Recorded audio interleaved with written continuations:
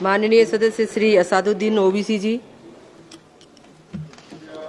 मोहतरमा चेयरमैन साहिबा, मैं शुरुआत में अपनी तरफ से ताज़ियत पेश करना चाहूँगा उन 26 लोगों को जिनका नाम पूछकर और मुसलमान नहीं होने के नाते पर उनको गोली मारकर कत्ल कर दिया गया।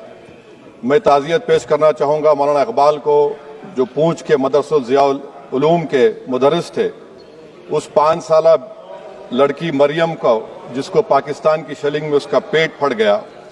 मैं ताज़ियत पेश करना चाहूँगा मैडम जैन अली और उर्वा फातिमा, इन दो जुड़वा भाई बहनों को जिनकी उम्र 14 साल थी, लांस नायक दिनेश कुमार को, बीएसएफ के सब इंस्पेक्टर मोहम्मद इम्तियाज को। मैं शुक्रिया अदा करना चाहूँगा कश्मीर की आवाम का कि उन्होंने पहलगाम के वाक़े के बाद मस्जिदों से ऐलान किया मजम्मत का, बगैर किसी के बोलने पर रोड पर निकलकर उन्होंने पाकिस्तान से आए हुए दहशतगर्दों की मजम्मत की। मैं मुबारकबाद देता हूं हमारी मुसल्लह अफवाज को कि उन्होंने एक अजीम कुर्बानी पेश की और बहादुरी के साथ ऑपरेशन सिंदूर में भारत को कामयाबी दिलाई।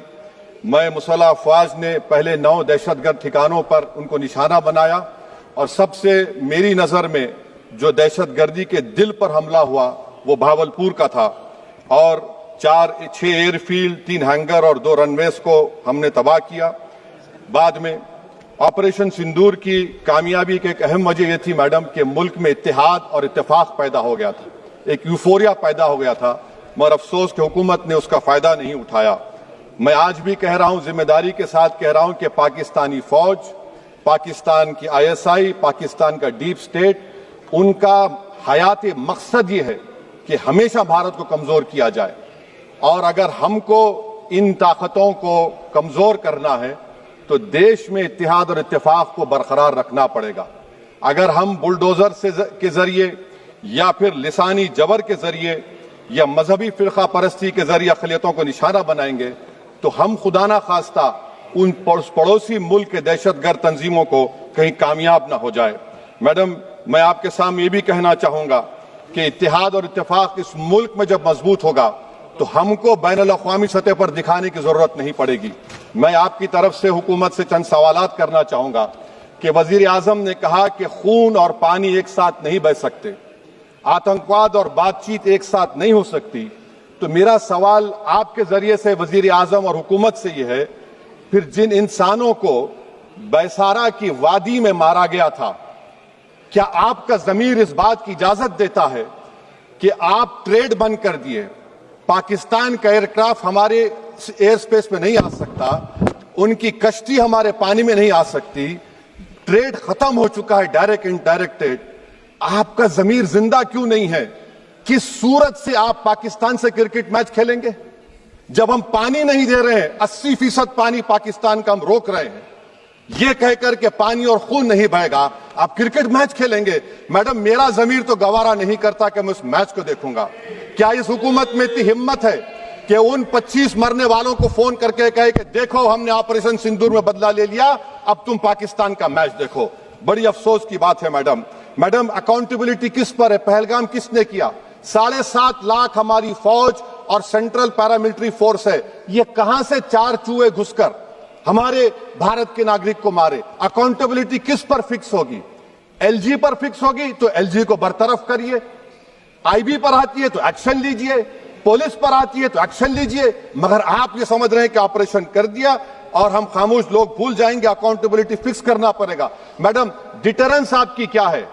आपने सर्जिकल स्ट्राइक किया, आपने बालाकोट किया, फिर ये पहलगाम हुआ, तो आपकी डिटरेंस की पॉलिसी नाकाम साबित हुई, कश्मीर की पॉलिसी नाकाम साबित हुई, 370 हटा दिया आपने एक रियासत को यूटी बना दिया और उसके बावजूद भी दहशतगर्द वहां पर पहुंच गए। तो और अफसोस मुझे इस बात का होता है मैडम कि पाकिस्तान को हम जानते हैं, पाकिस्तान और इजराइल इस पूरी दुनिया में एक फेल्ड स्टेट है और पाकिस्तान के आर्मी चीफ को, जिससे हमारे स्ट्रेटेजिक रिलेशनशिप, इसको अपना दोस्त कहते हैं, उस देश का प्रेसिडेंट उस शख्स को बुलाकर खाना खिलाता है अपने साथ जिसके भाषण से हमारे लोग मारे गए थे। तो क्या आपकी खारजा पॉलिसी कामयाब हुई? आप देख लीजिए। अच्छा, हमारे देश में एक ऐसी तंजीम है जिसका वजूद नफरत की बुनियाद पर और मजहबी अज़बियत को फैलाने के लिए बनाया गया। उनको तकलीफ है सेकुलरिज्म से, सोशलिज्म से, मगर हमारे संविधान के प्रियम्बल में लफ्ज सॉवरेन है। सॉवरेन का मतलब यह है कि हम खुद मुख्तार हैं, हम हाकिम आला हैं, हम अपने मुल्क के मुकद्दर का फैसला करेंगे। एक गोरा व्हाइट हाउस में बैठकर भारत की सीज फायर का ऐलान करेगा, यह आपका नेशनलिज्म है। अफसोस होता है मुझे सर। मैडम मैं आपसे पूछना चाह रहा हूं कि अगर एक चचा सैम ऐलान कर रहे हैं तो हमारी फौज पर क्या असर पड़ा होगा, हमारे उन पायलटों पर क्या असर पड़ेगा जो नहीं मालूम कितनी ऊपर आसमानों पर भारत की हिफाजत कर रहे हैं। वो नेवी का सिपाही जो समंदर में खड़ा हुआ है, उसको यह नहीं मालूम हो रहा है कि मेरा प्रधानमंत्री ऐलान नहीं किया, एक गोरे ने ऐलान किया। बड़ा ये आपके कैसा होगा ये। मैडम मेरा सवाल हुकूमत से यह भी है कि हम कोई एडवर्सेरियल कंट्री नहीं है अमेरिका के लिए, हम दोस्त हैं, स्ट्रेटेजिक रिलेशनशिप है। क्या क्या एग्रीमेंट हमने साइन नहीं किया, तो क्या ये दोस्ती निभा रहे हैं? मैडम मैं हिस्टोरिकल एग्जांपल दे रहा हूं, क्रुश्चेव और टीटो। क्रुश्चेव ने दबाव डाला, टीटो ने कहा मैं नहीं मानता, मैं नैम ज्वाइन करूंगा। मैडम फ्रांस और यूएसए, डिगोल को जब यूएसए ने दबाव डाला तो डिगोल ने कहा कि तुम दोस्त हो मगर हमारी खारिजा पॉलिसी आजाद ना है। मैडम वहीं पर आप देखिए गुजराल साहब, जिसको कहते सबसे कमजोर थे, वजीर आजम थे, उन्होंने बहादुरी का मजारा किया, रिफूलिंग करने नहीं दिया। वियतनाम 20 साल यूएसए से लड़ा मगर झुका नहीं, और हम उनको बोल भी नहीं पा रहे, हम तो कोई दुश्मन मुल्क तो नहीं है अमेरिका के, ये आपको समझने की जरूरत है।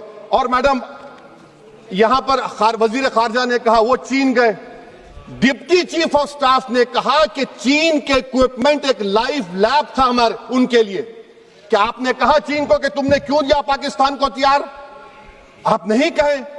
और मैडम आप जानते हैं कि रक्षा मंत्री ने कहा कि स्विफ्ट एंड प्रोपोर्शनेट, तो फिर जो इंडोनेशिया मिलिट्री अटैचे ने कहा कि हमको कहा गया मत मारो, हम सेल्फ डिफेंस में भी नहीं मार सकते थे पाकिस्तान को। और अगर आप ट्रंप के बयान को गलत कह रहे हैं कि 5 एयरक्राफ्ट नहीं गिरे, मैं यकीन करता हूं आपकी बात का। आप हमारे पायलट्स को कमेंट करिए ना, हमारे पायलट्स को कमेंट करिए कि हम अपने पायलट्स की तारीफ करते हैं, आप वो भी नहीं करना चाहते। मैं हुकूमत से जानना चाहता हूं मैडम कि क्या फ्रांस ने हमको सोर्स कोड नहीं दिया जिसकी वजह से हमारे एयरक्राफ्ट को क्या नुकसान हुआ? अब मुस्तकबिल में आप हथियार खरीदेंगे तो क्या आप सोर्स कोड हासिल करेंगे? और मैडम मैं आपको बताना चाह रहा हूं, मेरे सवाल का जवाब हुकूमत दे। हमारे पास सैंक्शन जो स्क्वाड्रन है 42 है, 60 साल के बाद सिर्फ 29 काम कर रहे हैं। पाकिस्तान के पास 25 हैं, चीन के पास 50 से ज्यादा हैं। 11 साल से आप सरकार में है, सबमरीन नहीं है, थर्ड एयरक्राफ्ट कैरियर कहां पर है आप बताइए। और मैडम FATF में लाना पड़ेगा आपको। अगर आप विश्व गुरु हैं तो हम आपको चैलेंज कर रहे हैं, आप G7 के कंट्रीज को, GCC को और चचा सैम को राजी कराइए कि पाकिस्तान को, मैडम खत्म कर रहा हूं, FATF में दोबारा लाया जाए। मैडम ऑल पार्टी मीटिंग हुई, देखिए कितना कॉन्ट्रडिक्शन है केंद्र सरकार में और स्टेट सरकार में। ऑल पार्टी मीटिंग में मैं था, केंद्र सरकार ने कहा कि नहीं, बैसारन मिडोस पर तो कोई जा ही नहीं सकता, जून से पहले इजाजत लेना पड़ेगा। बाद में हमको मालूम हुआ कि साल भर खुला रहता मिडोस सिवाय बारिश और स्नो के। ये कॉन्ट्रडिक्शन है केंद्र सरकार में। वहां पे मैं हुकूमत से मुतालबा करता हूं मैडम आपके जरिए से कि कौमी सिक्योरिटी को, नेशनल सिक्योरिटी को, खारिजा पॉलिसी को, फॉरेन पॉलिसी को राजनीति का मुद्दा मत बनाइए, राजनीति का मुद्दा मत बनाइए। ये हमारे मुल्क में मुफाद होगा, हमारे मुल्क के इत्तेहाद और एकजुटती को आप एक वोट का जरिया मत बनाइए। और मैं एक आखिरी बात पूछ रहा हूं मैडम, क्या चीन ने हमसे कहा था कि सीज फायर कर लो? और कैसे पाकिस्तान ने हमारे पायलट्स की बातों को सुना कि हमारा कम्युनिकेशन एनक्रिप्ट नहीं है? मैडम आखिर में मैं अपने शेर से इस अपनी बात को खत्म करूंगा कि अपने ही हाथों से सर अपना कटाना है हमें, मादर हिंद पे भेंट चढ़ाना है हमें। किस तरह मरते हैं एहरारे वतन भारत पर, यह तमाशा है जो दुनिया को दिखाना है हमें। ये मैं भारत की उस बहादुर फौज के नाम पे करता हूं, मुसल्ह फौज के नाम पे करता हूं। ये शेर कहने वाला कोई बीजेपी का नहीं था, ये शेर कहने वाले का नाम शेर था, शहीद अशफाकुल्लाह। मैं फिर से हुकूमत से कह रहा हूं, पाकिस्तान टेररिज्म करेगा, आप तैयार हो जाइए। आप चीन से मोहब्बत, कितना इम्बैलेंस हुआ ट्रेड का, कितना इम्बैलेंस हो रहा है चीन से। अच्छा, जब गलवान हुआ उस वक्त भी ट्रंप ने कहा था कि मैं बात करूंगा, हमने कहा नहीं बात करेंगे, जरूरत नहीं है। आज ट्रंप हमारे से पहले बोलता है इज्जत नफ्स भी कोई चीज होती है, इख्तिदार में कोई यहां रहेगा कोई वहां रहेगा, मगर इख्तिदार में इकबाल होना चाहिए। बदबख्ती की बात यह है कि आपने इकबाल को खो दिया। बहुत बहुत शुक्रिया।